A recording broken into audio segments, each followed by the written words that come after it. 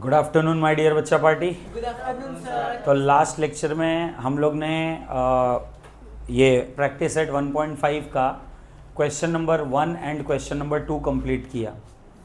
अभी इसमें हम लोग क्वेश्चन नंबर 3, 4, 5 एंड 6 कंप्लीट करते हैं और 3, 4, 5 एंड 6 ये पूरा चैप्टर कंप्लीट हो जाएगा। और मैं अब भी आप लोग को होमवर्क बता दे रहा हूँ। होमवर्क ये है कि इस पूरे चैप्टर में जितने भी एग्जाम्पल्स हैं वो सारे एग्जाम्पल्स आप लोग को इन होमवर्क करके आना है।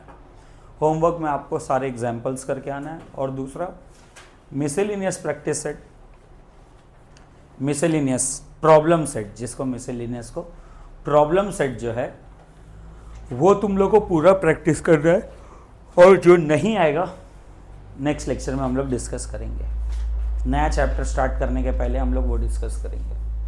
ठीक है, अंडरस्टूड एवरीवन?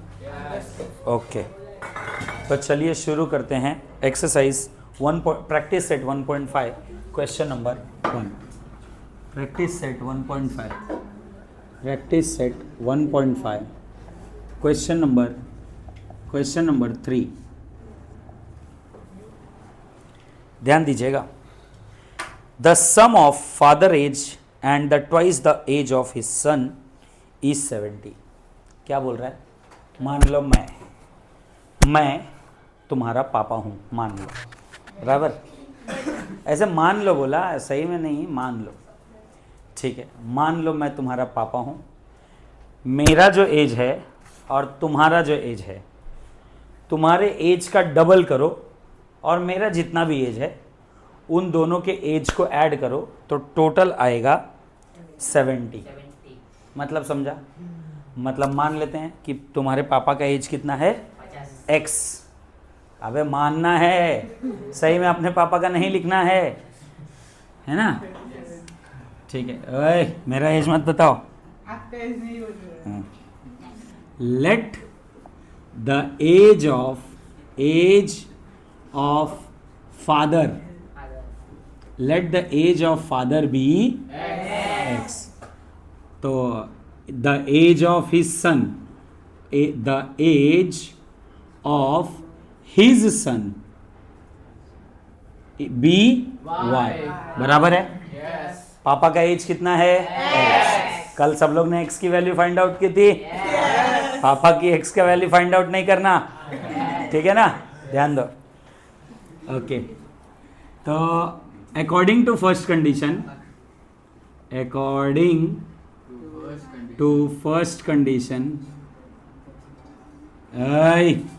ध्यान दो। पता नहीं है किसी को X की वैल्यू पापा के, तो वही अच्छा है। पता करोगे पापा बहुत मारेंगे। हाँ, ध्यान दो, पापा से पहले मम्मी मारेंगे। हाँ, ओके, तो पापा का एज और इनके एज में ऐड करो सन के एज का डबल। सन का एज कितना है? लेकिन डबल ऐड करना है तो 2y हो जाएगा। टोटल मिला के दोनों आंसर आ रहा है 70। Mark this age equation number 1। बराबर, समझ में आया? सबको समझ में आया? किसी को कोई दिक्कत? यहाँ तक कोई दिक्कत? स्वप्निल, वो वाला स्टेप याद है? ऐसा वाला? ठीक है, स्वप्निल को वो स्टेप याद है। मैं बताऊंगा, किसी दिन रिवील करूंगा स्वप्निल का क्या स्टेप है। हम लोग ऑनलाइन वीडियो में भी रिवील करेंगे स्वप्निल का कौन सा स्टेप है। अब ये सस्पेंस रखते हैं, इसके ऊपर अपन एक प्रॉपर लेक्चर लेंगे।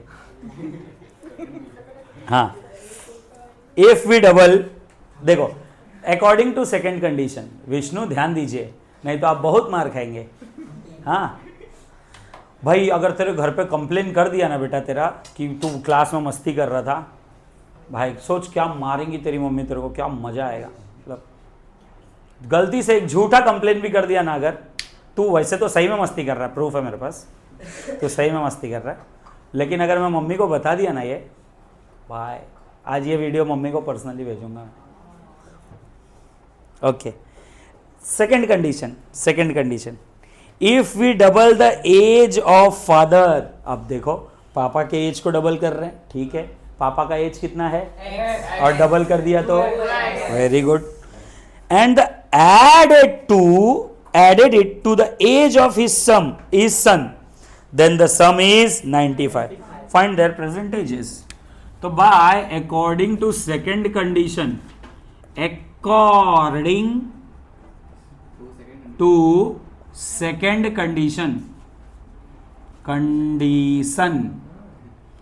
बोलता है पापा के एज को डबल किया, बराबर, पापा के एज को डबल, और उसको एडेड इट टू बच्चे का एज, बराबर है. तो आपको टोटल कितना मिला? कितना मिला? Mark this age equation number 2. असली टास्क कहां तक था? यहीं तक था. इसके बाद क्या है? साइमल्टेनियस सॉल्व करना है. Exercise practice set 1.1. लेकिन फिर भी मैं सॉल्व करके बताएगा. तुम में से कुछ नल्ले लोग बैठे उसमें भी रॉन्ग करते हैं. ठीक है, मैं बताने जा रहा हूं, ध्यान दो. देखो ये 2 है, इसका इसको इसका इसको ऐसा कुछ दिख रहा है. वो मेथड करने क्या करो, नहीं तो इसमें 2 से मल्टीप्लाई करो और इसमें से वो सब्ट्रैक्ट कर दो, या तो इसमें 2 से मल्टीप्लाई करो और इसमें से ये सब्ट्रैक्ट करो. अरे यस और नो? क्या करने का? पहले x की वैल्यू निकालने की कि पहले y की? तुम लोग को सबको x की वैल्यू ही चाहिए भाई. ठीक है, तो चलो x की वैल्यू निकालते हैं. तो y को सेम सेम करते हैं, मल्टीप्लाई बाय 2 इन इक्वेशन. बोलो किस है? 2. अरे नल्ले लोग, इधर 2 ऑलरेडी है ना, इसको 2 बनाएगा ना, तो इसमें 2 करेगा ना. y सेम करेगा, y तब भी गायब होएगा ना, तभी तेरे x की वैल्यू मिलेगी ना. अरे यस और नो? यस और नो? समझ में आया? जब देखो किसकी वैल्यू चाहिए, तो x की, तो y को सेम बनाना पड़ेगा और सब्ट्रैक्ट करेंगे, y कैंसिल हो जाएगा. और अगर y की वैल्यू चाहिए तो किसको सेम बनाएंगे? समझ में आया? तो अभी 2 मल्टीप्लाई कहां करना है? 1 में कि 2 में? समझ में आया? 1 में करेंगे तो कौन सेम हो जाएगा? x. और जो सेम हो जाएगा वो क्या हो जाएगा? स्वाहा. बराबर ना? अरे यस और नो? समझ में आ रहा है क्या? Very good. तो ये क्या हो जाएगा फिर? 2 2s are 4x plus 2y is equal to 95 2s are. नहीं आधे? कोई दिक्कत नहीं. 100 2s are 200. 200 में से 2 बार 5 5 कम करो. ऐसा कैलकुलेशन करने का तुरंत हो गया ना आंसर. 100 में से 1 बार 5 कम किया तो 95 है, तो 200 में से 2 बार 5 कम किया तो 95 2s are आ गया. समझ में आया? IC इंटू 3 करते तो 100 100 100 ले लो, 3 बार 5 5 5 माइनस कर दो, 285 इज द आंसर. बराबर. इंटू 4 करो 480, इंटू 6 करो 570. बराबर. ऐसा सब लॉजिक लगाने का है कि नहीं श्रेया? एकदम हार्डकोर वाली नींद आ रही है कि नहीं अपने को? हाँ, सीधे बैठ जाओ, ऐसे टेका वेका लेके मत बैठो. हाँ ऐसा. तो ये कितना हो गया? 190. Mark this age equation number 3. Equation 1 को सब्ट्रैक्ट करते हैं इक्वेशन नंबर 3 में से. बराबर. यस और no? Subtract equation equation 1 from 3. या तो इधर फ्रॉम की जगह पे बाय भी लिख सकते हैं, 1/3. तो ये 4x plus 2y is equal to 190 और इधर x plus 2y is equal to 70. अब सब्ट्रैक्शन का रूल है भाई. क्या रूल है बताओ? सबका साइन चेंज. सबका साइन चेंज. तो 4x में से एक x गया तो कितना बचेगा? देखो 3x बचा, प्लस 2y माइनस 2y, और 190 में से 170 गया, खाली 70 गया तो 120. बराबर है. ये 3x है, खाली x रहेगा तो क्या इधर आएगा? इधर 3 मल्टीप्लाई है, उधर जाएगा तो क्या हो जाएगा? 120 divide by 3. 3 1s are 3 4s are 12 होता है. आगे एक 0 लगा दो. x is equal to 40. बराबर. तुम्हारे x का वैल्यू कितना हो गया? 40.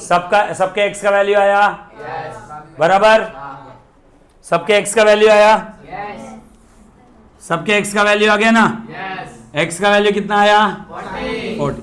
मतलब आपके पापा का एज आ गया. लेकिन मेरा एज 40 नहीं है भाई. मैं 40 से बहुत कम है. नहीं रे, बहुत कम बोल रहे तो मैं 32 का है अभी. ए भाया 35 ही नहीं 32 रनिंग है, 25 नहीं रहे। अभी मैं अंकल टाइप दिखने लगा, अभी मैं हो गया अंकल टाइप। ठीक है ना, ध्यान दो तुम लोग। एक पार्टी ठेवना बड़ा काय करतोय तू। ये तुम्हारे एक्स की वैल्यू सुनो, ये तुम्हारे एक्स, ये एक्स है क्या? हाँ, किसके पापा का एज? हमारे पापा। अरे ये लड़के के पापा का एज है, ये तुम्हारे पापा का एज कैसे हो सकता है? जो लड़का है उसके पापा का एज है ना। नालायक लोग हमारे पापा का एज बोलता है। ओके स्वप्निल तू क्या कर रहा है भाई? तेरा वाला रिवील कर दो क्या कैमरे पे? तेरा वाला स्टेप ध्यान नहीं दे रहा है तू। हाँ नहीं मैं वो ज्यादा ही गंदा है, फिर वह ऐसा मैं बन जाएगा, मेरा मीम बन जाएगा स्वप्निल के नाम पे। When you have Swapnil in the class, then teacher must be नहीं आया, मैं देख के बना रहा। हाँ ओके तो बेटे ये x की वैल्यू किसी एक इक्वेशन में सब्स्टिट्यूट करते हैं। 1 2 3 किस में करें? अबे नल्ले 1 में करना, किस में करने का? इजी देखने का, किस में कैलकुलेशन कम है वो करने का। Place put substitute x is equal to 40 in equation, बराबर ना मेरे बच्चों? तो ये क्या हो जाएगा? 40 plus 2y is equal to 70, plus 40 उधर जाएगा, क्या हो जाएगा?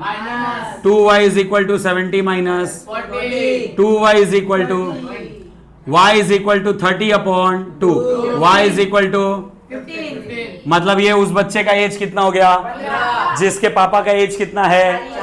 वंश। हमारे पापा का एज नहीं है, ध्यान दे, समझ में आया? ये उस बच्चे का एज है जिसका एज 15 है, उसके पापा का एज 40 है। तो पापा का एज 40 है क्या? हाँ भाई ये क्वेश्चन सुन रहे? The sum of question change कर रहे हैं अपन एक टेक्स्ट बुक में। The sum of one's father's age is twice the age of one's is 17. If we double the age of one's father and added it to the age of one's, the sum is 95. Find their present ages.